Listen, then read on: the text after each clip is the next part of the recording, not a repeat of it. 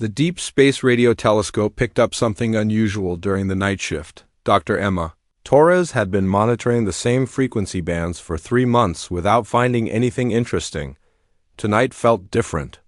The signal came from the direction of Altair, roughly 16 light-years away from Earth. Emma adjusted the receivers and ran the data through the computer systems.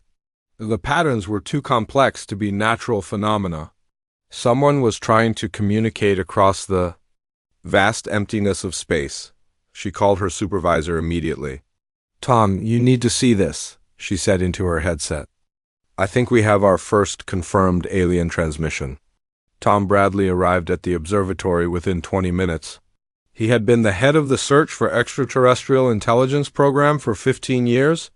During all that time, they had found nothing but cosmic background radiation and the occasional pulsar. This night would change everything. The signal repeated every 12 hours.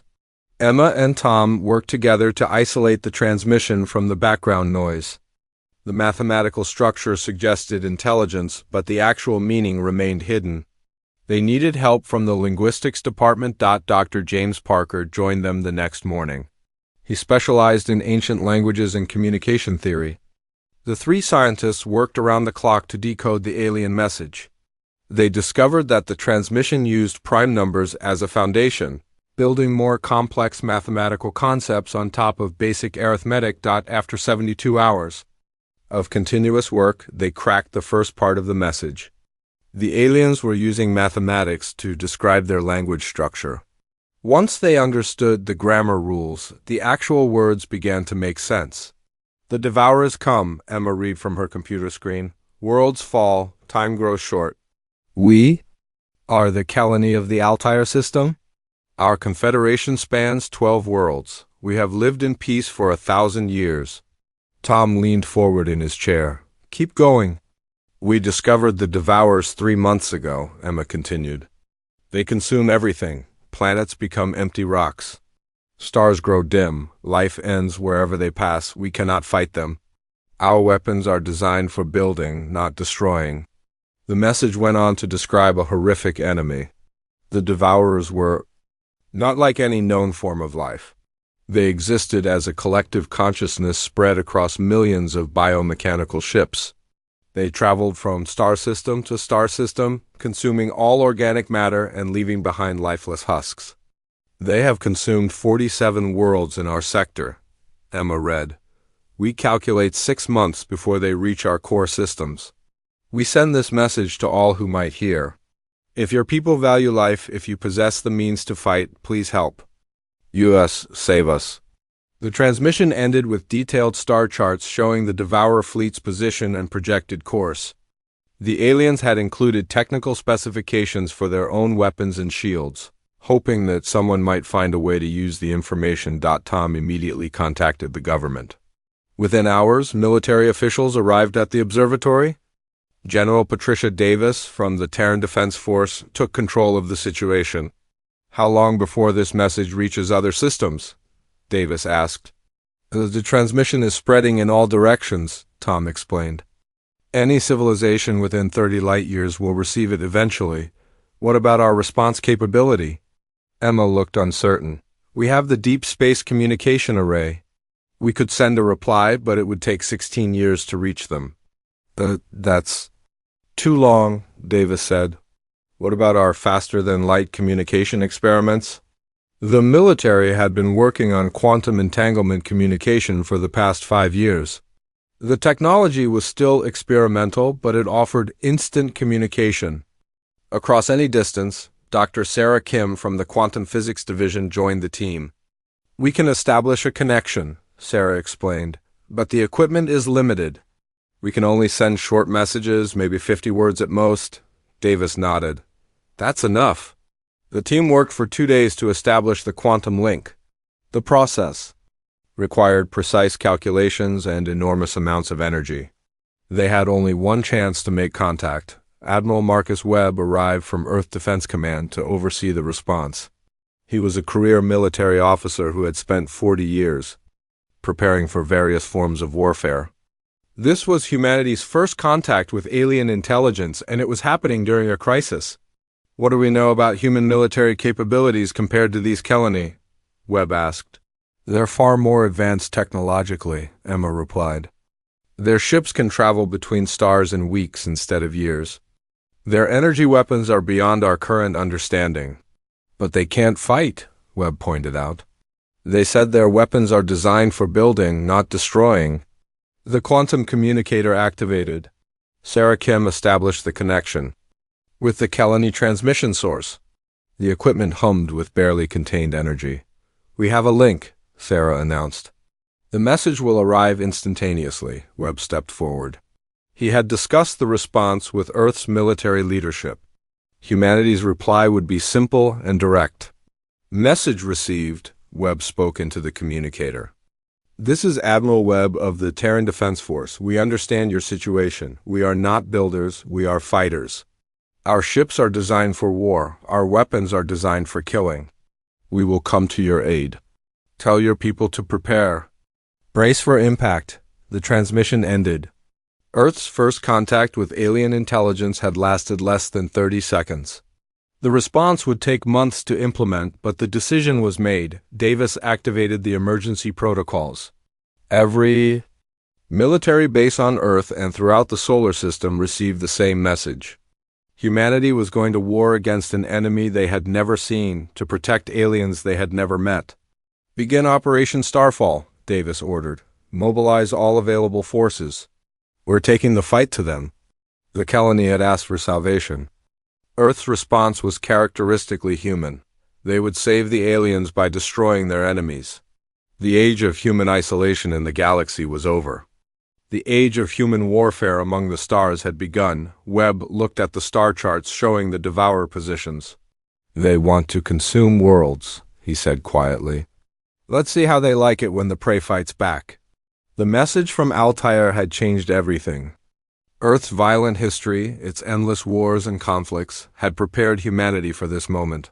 While other species had evolved toward peace, humans had perfected the art of destruction.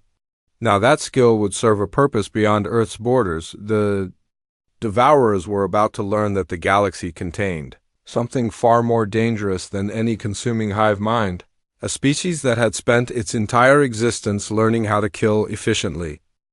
The shipyards around Mars buzzed with activity unlike anything seen since the colony wars.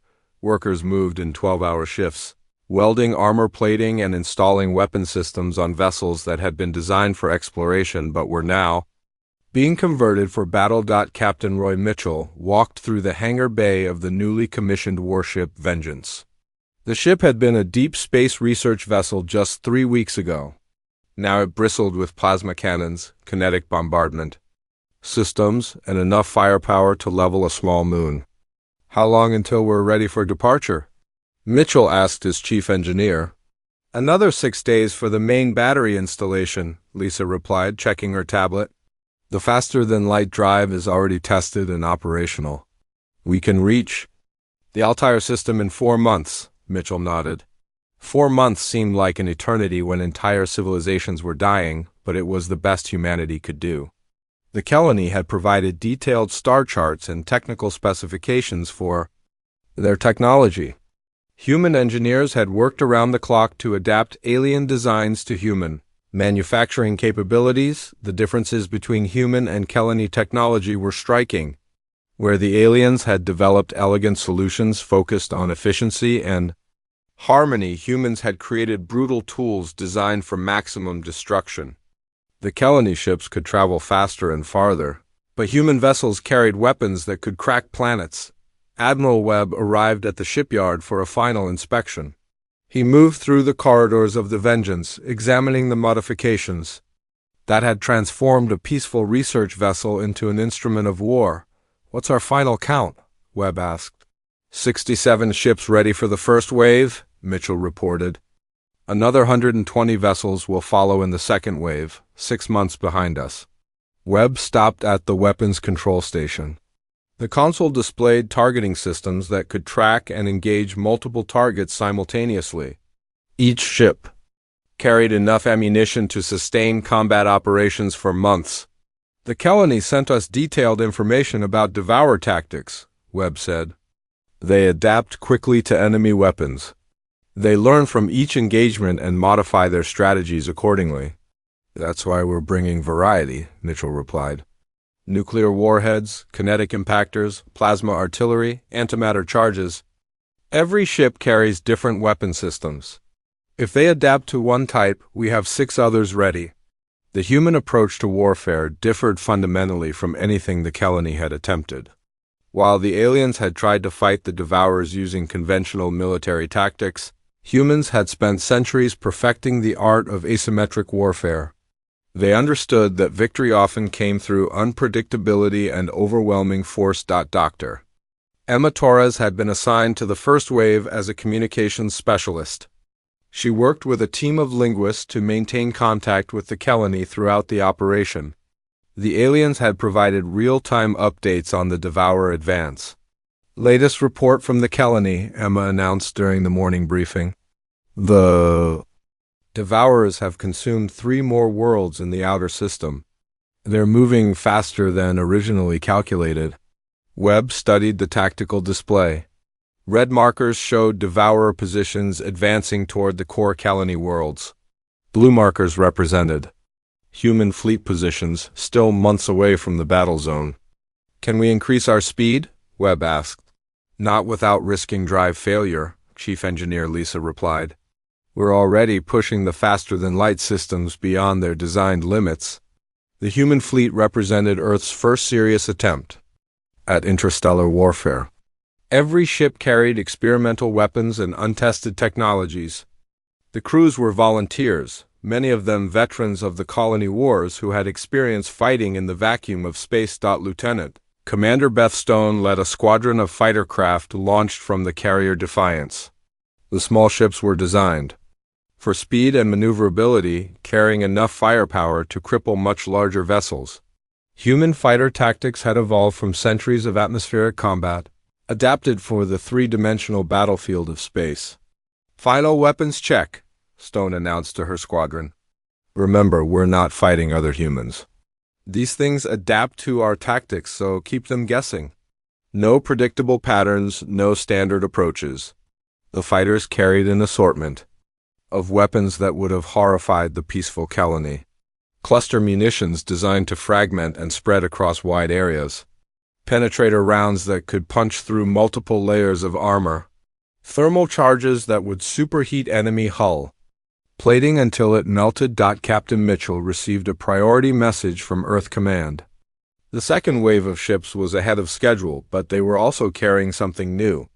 The Scorched Earth Protocol had been approved for implementation. What exactly is the Scorched Earth Protocol? Mitchell asked during the classified briefing, Admiral. Webb activated the secure display. If we can't save the Kelani worlds, we make sure the Devourers can't consume them either. Stellar disruption devices? We can destabilize stars and render entire systems uninhabitable. The concept was typically human. Rather than accept defeat, they would deny the enemy any benefit from victory. The Kelani had never considered such a strategy because it went against their fundamental nature as builders and preservers. The Devourers need organic matter to fuel their expansion, Webb continued. If we remove their food source, we stop their advance. The human fleet continued its journey toward the Altair system. Along the way, they received regular updates from the Kelani. The aliens were amazed by human tactical thinking, but also deeply disturbed by the brutal efficiency of human warfare. Commander Thane of the Kelani Defense Force had established communication with the human fleet. His messages revealed a species struggling to understand humanity's approach to conflict. We do not comprehend your willingness to destroy in order to preserve, Thane transmitted. How can you save us by eliminating everything we have built? Webb's response was characteristically direct. We don't fight to preserve your buildings. We fight to preserve your lives. Everything else can be rebuilt. The philosophical differences between the species became clear through their communications. The Kelani valued harmony, beauty, and the preservation of life in all its forms. Humans valued survival, victory, and the protection of their allies through any means necessary. As the fleet approached the halfway point of their journey, they received urgent news from the Kelani. The Devourers had reached the middle defensive ring around the core worlds. The alien confederation was collapsing faster than anyone had predicted. Estimated time until they reached the Kelani homeworld? Webb asked. 3 months, Emma replied. We'll arrive just as the final battle begins. Webb nodded grimly. The timing would be close, but humanity had spent its entire history learning to fight against impossible odds. The Devourers were about to discover that their newest enemy was unlike anything they had encountered before. Send a message to the Kelani, Webb ordered. Tell them to hold the line. Tell them that help is coming. Tell them that when humans arrive, the real war begins. The Kelani homeworld of Talaris hung like a blue jewel against the black of space. Its 3 moons orbited peacefully, their surfaces covered with cities that had stood for 1,000 years. Commander Thane watched from the bridge of his flagship as the last evacuation ships fled toward the outer colonies. Status report, Thane requested. Civilian evacuation is 70% complete, his aide responded. The Devourers will reach our system within 18 hours. The human fleet is still 6 hours behind them. Thane felt the weight of his species, survival pressing down on him. The Kelani had never faced extinction before. Their technology was advanced, their society was peaceful, and their military was designed for defense rather than aggressive warfare. None of that mattered now. The Devourer fleet emerged from faster-than-light travel at the edge of the system. Thane's sensors immediately began cataloging the enemy vessels. Hundreds of biomechanical ships, each one the size of a small city, moved in perfect coordination. They had consumed 47 worlds to reach this point. They're different from our previous encounters, the sensor operator reported. Larger ships, more advanced weaponry. They've been adapting as they travel. The Devourers had learned from each battle with the Kelani. Their ships now carried improved shielding and weapons specifically designed to counter Kelani technology. The Hive consciousness had evolved into a more efficient killing machine. Thane's fleet consisted of 42 vessels, each one armed with particle beam weapons and defensive screens. The ships were beautiful constructions of crystalline hulls and flowing energy conduits. They had been designed to inspire wonder, not fear. All ships, prepare for combat, Thane ordered. We hold the line until the humans arrive. The battle began with the Devourers launching swarms of fighter-sized bioships. The creatures moved like living things, twisting and turning through space as they approached the Kelani defensive line. Thane's ships responded with precise energy beams that could slice through enemy hulls. The first wave of bioships was destroyed, but the Devourers immediately adapted. The second wave carried reflective plating that scattered the Kelani energy weapons. The third wave moved in unpredictable patterns that made targeting difficult. They're learning faster than before, Thane observed. Each attack is more effective than the last. The Kelani fought bravely, but their weapons were designed for clean, efficient kills. The Devourers absorbed damage and kept fighting. The bioships that should have been destroyed continued to function even after losing major components, Lieutenant Commander. Beth Stone brought her fighter squadron out of faster-than-light travel just as the battle reached its climax. The human ships appeared without warning, their hulls scarred from the long journey and their weapons ready for immediate engagement. Holy hell, Stone muttered as she surveyed the battlefield. There are hundreds of them. The Devourer fleet was larger than any human intelligence estimate. The bioships moved with alien grace, their hulls pulsing with organic energy. They had evolved beyond simple starships into something that resembled living creatures more than machines. This is Stone to all human units, she broadcast. We're going in hot. Remember your training and keep them guessing? The human fighters dove into the battle with a ferocity that shocked both sides. Where the Kelani had fought with precision and efficiency, the humans fought with controlled chaos. They used irregular attack patterns, random weapon selections, and tactics that seemed to border on madness. Stone's fighter carried 6 different weapon systems, each designed for a specific type of target. She switched between them randomly, never using the same weapon twice in a row. The Devourers tried to adapt to her tactics, but found nothing consistent to learn from. "Target the big one," Stone ordered her wingman. "Hit it with everything we have." The two fighters launched a coordinated attack against a Devourer bioship. They used kinetic rounds to punch through the outer hull, followed by thermal charges that melted the interior structure. The bioship tried to adapt, growing new armor plating, but the humans switched to penetrator rounds that ignored the defensive modifications. Captain Mitchell's ship Vengeance arrived with the main human fleet. The warship immediately began broadcasting on all frequencies, sending tactical data to the scattered Kelani vessels. "This is Captain Mitchell to all Kelani units," he announced. "Fall back to defensive positions. We're taking point." The human fleet moved into battle formation with mechanical precision. Each ship carried different weapon systems and followed different tactical protocols. The Devourers found themselves facing an enemy that refused to behave predictably. Commander Thane watched in amazement as the human ships engaged the Devourer fleet. The aliens used tactics that the Kelani had never considered. Human vessels rammed enemy ships, detonated nuclear weapons at point-blank range, and used their own destroyed hulls as guided missiles. "They're fighting like berserkers," Thanes Aide observed. "How do they coordinate such chaos?" The answer lay in human military doctrine. While the Kelani had developed centralized command structures and the Devourers relied on hive consciousness, humans had learned to fight as organized individuals. Each ship commander made independent decisions while supporting the overall battle plan. The tide of battle began to turn. The Devourers had adapted to fight the methodical Kelani, but human unpredictability overwhelmed their learning algorithms. Bioships that had survived dozens of encounters with Kelani energy weapons were destroyed by human weapons they had never seen before. Admiral Webb arrived with the second wave of human ships.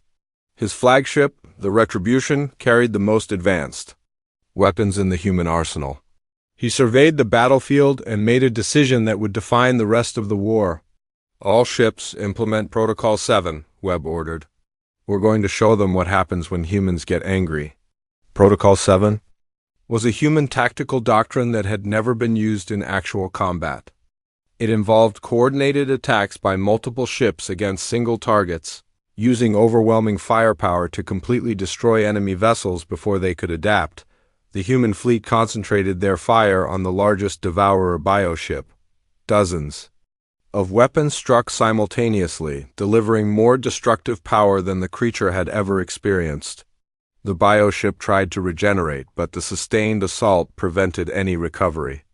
"Target destroyed," Mitchell reported. Moving to the next one, the battle continued for 6 hours. By the end, the Devourer fleet had been completely destroyed or forced to retreat. The bioships that survived carried information about human tactics back to the main hive consciousness. Fane's ship approached the Retribution as the battle ended. The human vessel was damaged but still functional, its hull scorched by enemy fire, but its weapons still operational. "Admiral Webb," Thane transmitted, "we owe you a debt that can never be repaid. You saved our world." Webb's response was characteristically human. "We didn't save your world. We killed everything that threatened it. There's a difference." The philosophical gap between the species remained, but the tactical alliance had proven effective. The Kelani had learned that sometimes preservation required destruction, and the humans had learned that they were no longer alone in the universe. "What happens now?" Thane asked. Webb looked at the tactical display which showed Devourer fleet positions throughout the sector. "Now we take the fight to them. They wanted to consume worlds. We're going to show them what happens when the prey fights back." The battle for Talaris was over, but the war for the galaxy had just begun.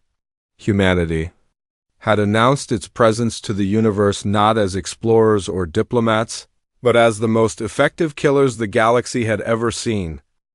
3 weeks after the Battle of Talaris, Admiral Webb stood in the command center of his flagship, studying holographic displays that showed the grim reality of the galactic situation.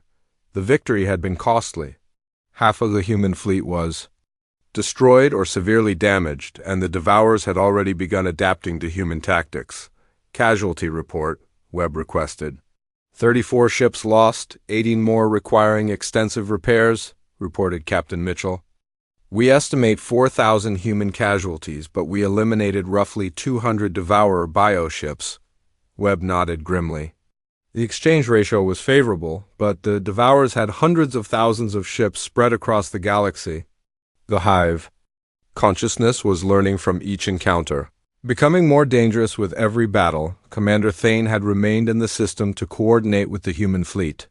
His ship, the Harmony, docked with the Retribution to allow face-to-face meetings between the Alliance leaders.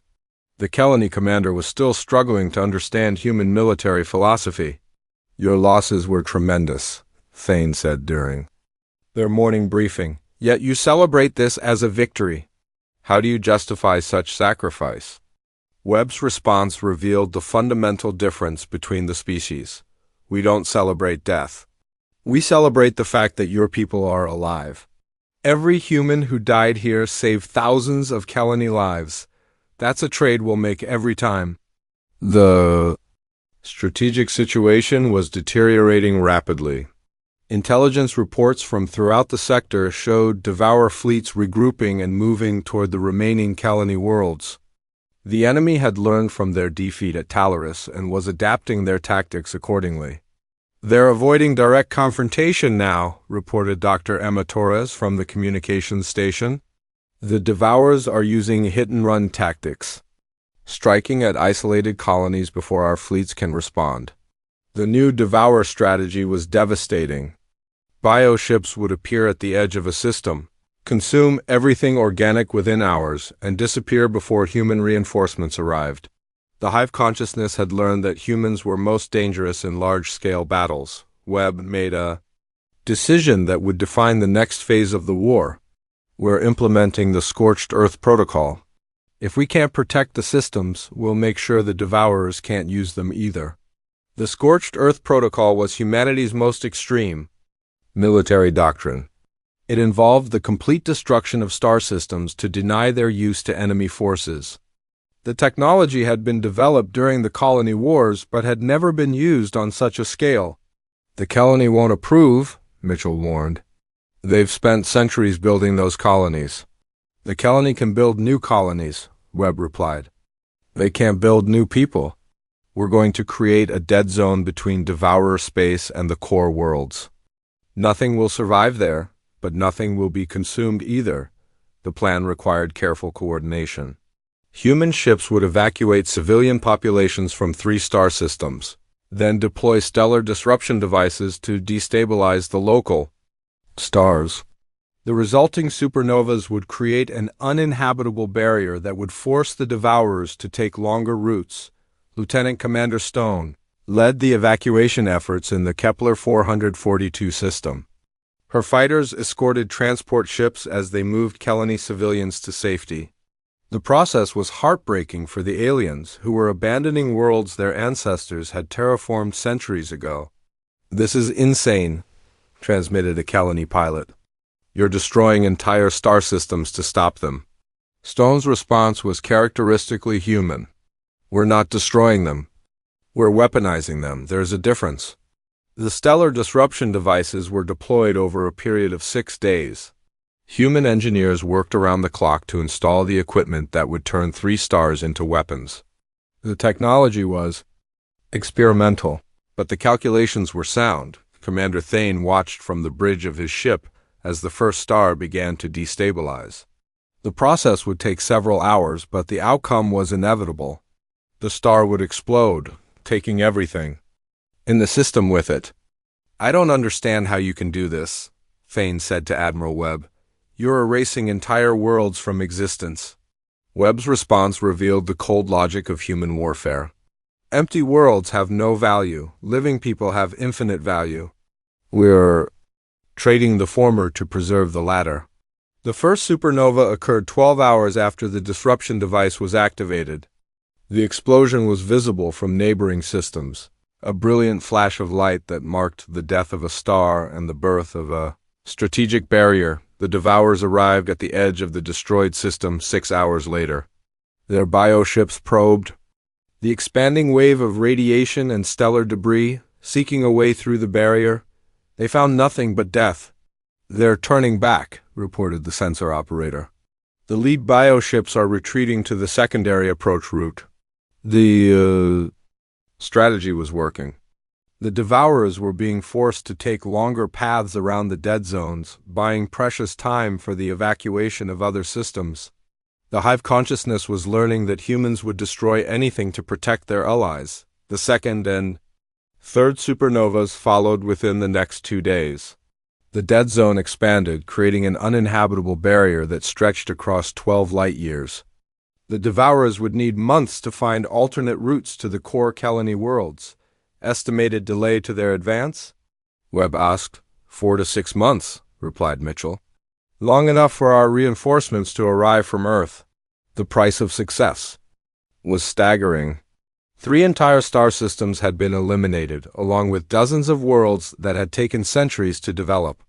The Kelani were safe, but at a cost that would have been unthinkable to their peaceful civilization.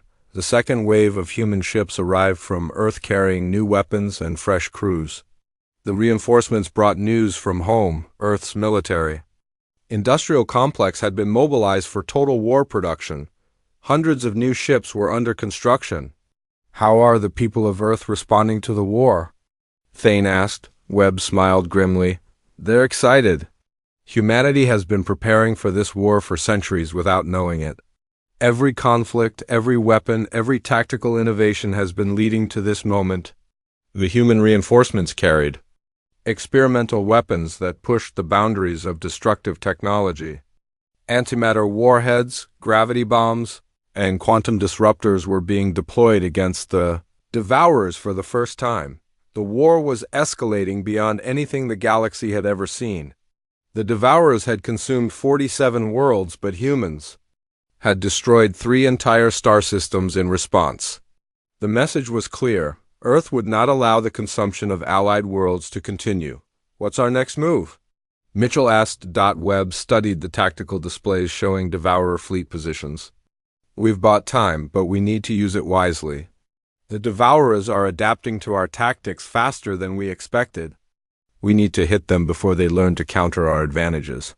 The dead zone had created a temporary barrier, but it was not a permanent solution.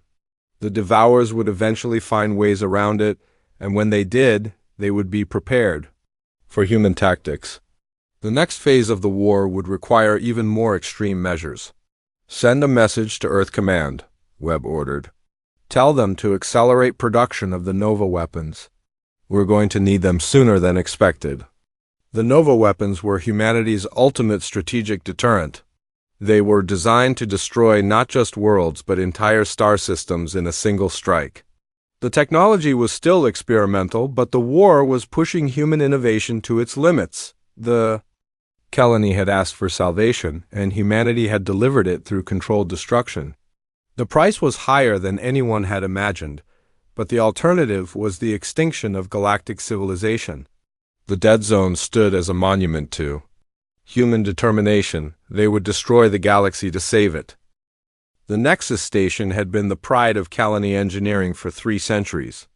The massive structure served as the administrative heart of their confederation, housing millions of beings from dozens of worlds. Now it would become the site of the final battle between civilization and consumption. General Alex Rivera stepped off the transport ship and looked up at the incredible architecture surrounding him. The station's crystalline spires reached toward the stars, their surfaces alive with flowing energy patterns. It was beautiful, peaceful, and completely defenseless against what was coming. Status report, Rivera requested from his aide. The Devourers found a way around the dead zone, Captain Lisa responded. They're using micro-jumps through the radiation fields. Estimated arrival time is 18 hours, Rivera nodded grimly. The Scorched Earth Protocol had bought them 4 months, but the Hive consciousness had adapted once again. The Devourers were coming, and this time they brought everything they had. Commander Thane met Rivera at the docking bay. The Kelani leader looked exhausted after months of constant warfare. His people had evacuated most of their worlds, but the Nexus represented something irreplaceable to their civilization. How many civilians remain on the station? Rivera asked. 12 million, Thane replied. The evacuation ships can't carry. Everyone, we estimate 6 hours to complete the withdrawal. You have 12 hours, Rivera said. After that, we implement the final protocol. The final protocol was something no human commander had ever wanted to use. It involved the complete destruction of everything in the system, including the human fleet itself. The plan was simple. If they couldn't save the Nexus, they would ensure that the Devourers gained nothing from its consumption. Admiral Webb arrived with the last of the human reinforcements. His fleet had been rebuilt and reinforced with experimental weapons from Earth. The ships carried humanity's most advanced technology, including the prototype Nova weapons that could destabilize entire star systems. Fleet strength? Webb asked. 147 ships, reported Captain Mitchell. Every vessel is carrying maximum ammunition loads. We have enough firepower to level a planet. The human fleet took up defensive positions around the Nexus. The ships formed a sphere of protection, their weapons trained on the empty space where the Devourers would appear. Every commander knew that most of them would not survive the coming battle. Lieutenant Commander Stone conducted her final briefing with the fighter squadrons. Her pilots were veterans of a dozen battles, but they had never faced anything like what was approaching. The Devourer fleet contained thousands of bioships, each one adapted to counter human tactics. Remember your training, Stone told her. Pilots. They've learned to predict our patterns, so we're going to give them something new. The suicide protocols are authorized. If your ship is disabled, ram the nearest enemy vessel. The suicide protocols represented the ultimate expression of human military doctrine. Rather than allow their ships to be captured or consumed, damaged vessels would be used as guided missiles against enemy targets. It was a tactic that no other species would consider. The Devourers arrived exactly on schedule. Their bioships materialized at the edge of the system in perfect formation. The Hive consciousness had learned from every previous encounter, and their vessels now carried defenses specifically designed to counter human weapons. Contact, announced the sensor operator. Estimated enemy strength, 4,000 bioships, including 12 supermassive Hive vessels. The battle began immediately. The Devourers launched swarms of fighter-sized creatures while their larger ships moved to surround the Nexus. The human fleet responded with coordinated volleys of nuclear weapons, kinetic projectiles, and energy beams. The first wave of attacks was devastating. Human weapons, designed for maximum destructive power, tore through the Devourer formations. Hundreds of bioships were destroyed in the opening minutes of the battle. But the enemy adapted quickly, their hulls growing new armor plating and defensive systems. They're learning faster than before, Webb observed. Each wave is more resistant to our weapons. The human fleet began implementing increasingly desperate tactics. Ships that had exhausted their ammunition rammed enemy vessels. Damaged fighters detonated their nuclear reactors inside Devourer bioships. The human commanders were turning their own forces into weapons. Stone's fighter squadron engaged the enemy interceptors above the Nexus. The bioships moved like living creatures, their hulls pulsing with organic energy. They had evolved beyond simple machines into something that resembled predatory animals. They're not just adapting, Stone reported. They're evolving in real time. The bioships are becoming more aggressive with each generation. The Devourer Hive consciousness was learning from human tactics and incorporating them into its own strategy. Bioships began using ramming attacks and suicide runs, mimicking the desperate human strategies. The enemy was becoming more human-like in its brutality. Rivera made the decision that would define humanity's place in the galaxy. All ships, prepare for Implementation 0. We're going to show them what happens when humans have nothing left to lose. Implementation 0 was the final human protocol. It involved the simultaneous detonation of every nuclear weapon in the fleet, creating a chain reaction that would destroy everything within the system.